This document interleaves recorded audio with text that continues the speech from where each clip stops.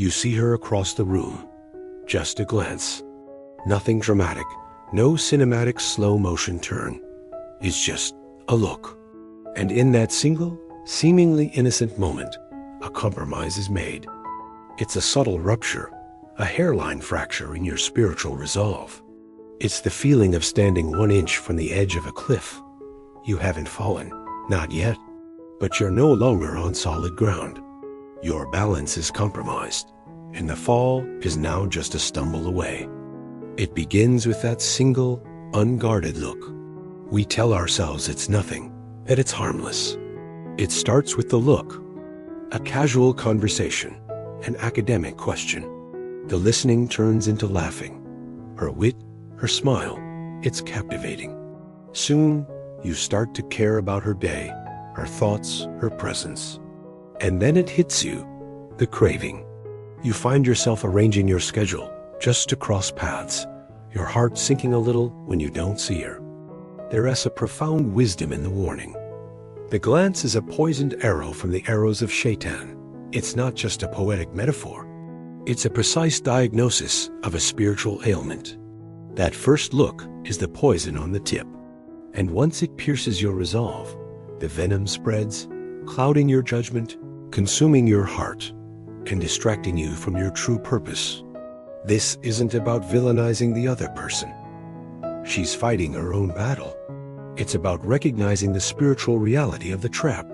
The poison works quietly, making you believe you're in control until you realize your heart no longer fully belongs to Allah.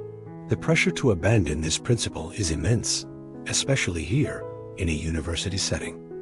It's cloaked in the language of modern practicality. I remember a professor in a sociology seminar, a well-meaning academic, who said, "This whole lowering the gaze thing, it doesn't really work in a professional or academic environment." His words echoed the whispers of Shaytan himself. It's impossible. It's outdated. Just adapt. For a moment, you feel isolated, as if your commitment to this divine command is a foolish, archaic practice in a world that has moved on. You open the Quran, and your eyes fall upon the verses of Surah Al-Haqqa. The imagery is terrifyingly vivid. The day of judgment, the scales, and the books of deeds. Crying out in anguish, "Oh, I wish I had not been given my record, and had not known what is my account." Suddenly, the professor's realism feels hollow and insignificant compared to the stark reality of that day. The fear of Allah, pure and potent, cuts through the fog of desire and social pressure. It's not just fear of punishment. This divine intervention becomes the catalyst for sincere repentance, for a tauba that comes from a place of profound realization.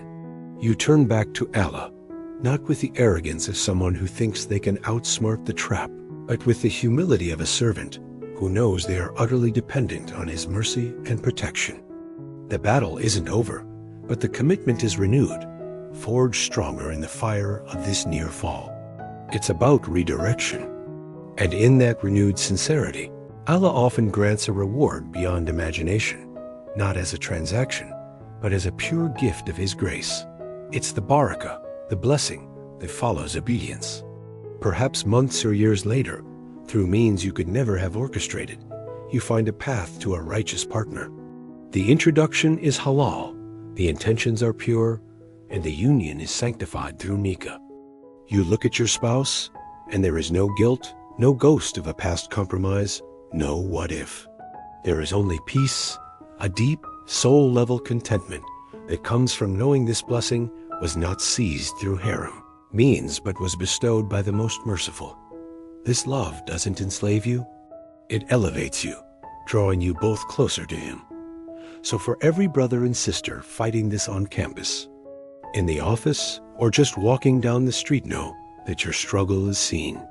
Every time you choose to look away, every time you pull your heart back from the edge of the cliff, you are winning a victory that echoes in the heavens. It is a testament to your love for Allah, a quiet, powerful declaration that your focus is on a gaze that truly matters, the hope of seeing Him in the hereafter.